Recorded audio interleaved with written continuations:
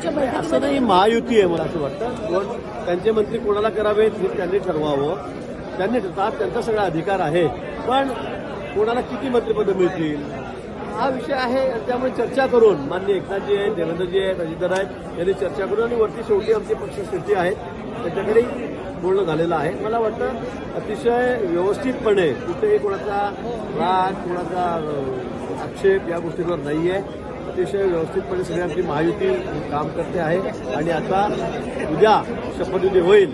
परवापासून आम्ही कामाला लागू. कुठे चर्चाही नाही. या सगळ्या कपोलकल्पित गोष्टी आहेत. कुठे कोणाची नाराजी नाही. आम्ही सगळे एकमताने या ठिकाणी एकत्रित आहोत. कुठेही आमच्यामध्ये खातेवाटपावरून मंत्रिपदाच्या संख्येवरून कुठेही वादविवाद नाही. सर, शिंदेच्या आमदारांकडून